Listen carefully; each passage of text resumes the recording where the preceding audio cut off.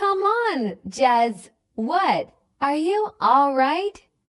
No, these bugs are eating me alive. Listen. I've got to come in there and sleep with you girls. Okay, but no funny stuff. You won't even know I'm here. I know you're here. Your elbow's in my nose. Sorry. Let's all lie sideways.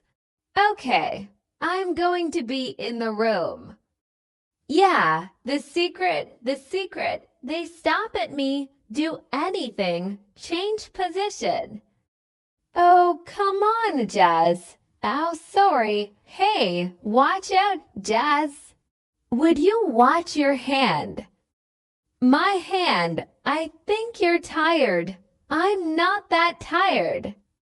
Oh, you just get out there and sleep with the rest of the animals? Yeah, under the stars, if you really want to see stars.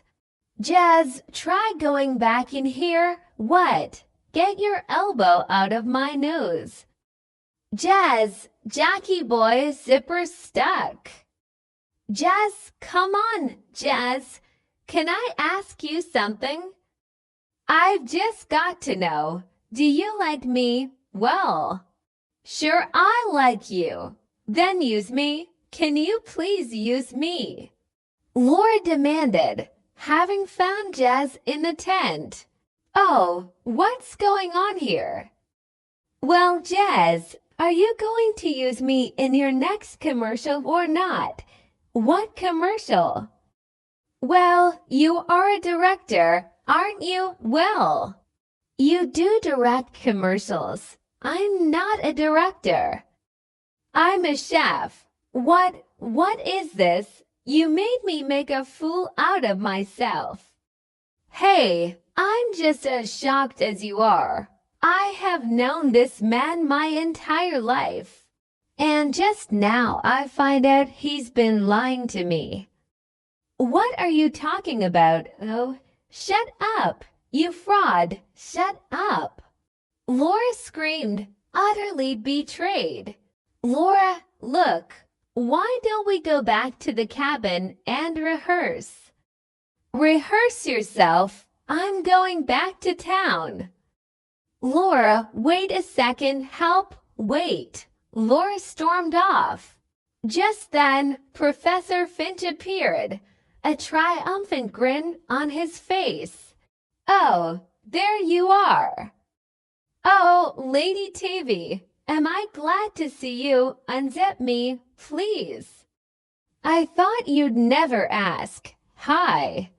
Little man, guess what I've got here for you? Strawberries. But that's impossible. Where'd you find them? At the general store down the hill. I never eat strawberries without cream. That's the way I like them. 2, a deal's a deal. Wait a second.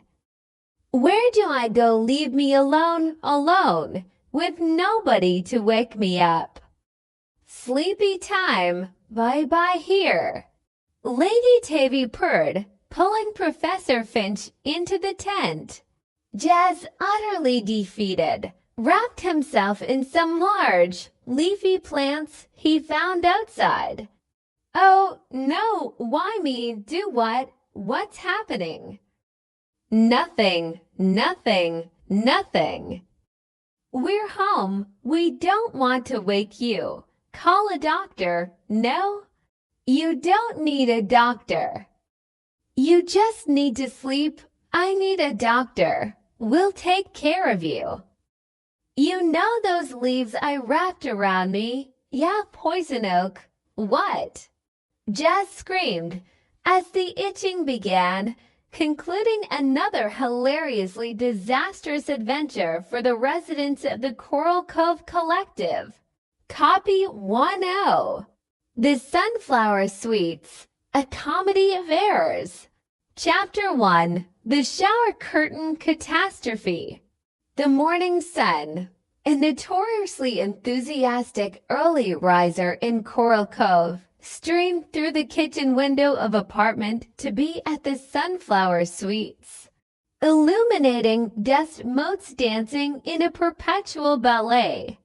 Inside, Beatrice B. Hawthorne, a woman whose sensible nature was as well ordered as her artisanal candle-making supplies, meticulously counted cards. 47. Only 47. A faint sigh escaped her lips, a sound of gentle exasperation she'd perfected over years of cohabitation. Jasper Finch, are you quite sure you counted these cards for tonight's poker game correctly? Bea called out, her voice a melodious blend of patience and impending doom.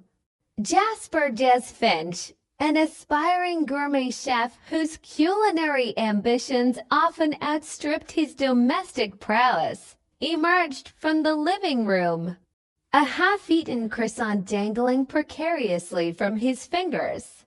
42, 43, 44, wait, what's wrong with 47? The issue, Jazz, is that a standard deck of poker cards contains 52, Bea explained, holding up the incomplete deck as if it were a rare, baffling artifact. Where are the missing 5? At that precise moment, Pippa Bloom, the third inhabitant of their perpetually lively apartment, skipped in, a vision of innocent chaos. Her blonde curls bounced, and her eyes, wide and blue as the Coral Cove Sea, sparkled with an almost supernatural naivety. Oh, those Bea and I were watching that cowboy picture last night. You know, the one where they throw all their cards into a hat. Bea closed her eyes briefly, and we couldn't find a hat big enough, so we used the bathtub, Pip finished triumphantly. I thought it was a royal flush when they all went down the drain. Jazz stared, then buried his face in his hands. A royal flush down the drain. Of course, he loved Pip dearly, but her logic often operated on a plane entirely separate from reality. Just then, a booming voice echoed from the hallway. Hello, honeys, I'm home. It was Reginald Reggie Whiffle, their landlord, a man whose sartorial choices often leaned towards the aggressively loud, and whose personality was an equally vibrant blend of nosiness and misplaced authority. He stood in their doorway, hands on hips, a suspicious gleam in his eye. Reggie, why didn't you knock? Bea exclaimed, ever the stickler for decorum. Indeed, Jazz added, quickly wiping croissant crumbs from his face.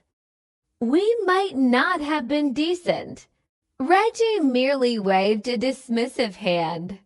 Nonsense. I looked first to make sure. Well, as long as I'm here, Jazz, why don't you help Pip put up the new shower curtains? I need to get something out of the oven. Jazz blinked. Since when did you take up baking, Reggie? I haven't, Reggie huffed. I've got some delicate undergarments drying in there. The trio exchanged glances. This was classic Reggie. Jazz, just hand me the new curtain, and then you can go, okay? Pip said, already heading towards the bathroom. No, Pip, I'll help. Jazz insisted, following her. I'll get it. A few moments later, muffled thumps and splashes emanated from the bathroom. Reggie, ever alert to suspicious sounds, edged closer to the door. He heard Pip's cheerful voice. This isn't exactly the first time I've ever done this. Followed by Jazz's slightly strained reply, maybe so, but girls are better at this than boys. Reggie's eyes narrowed. Rub-a-dub-dub, come hop in my tub. He muttered,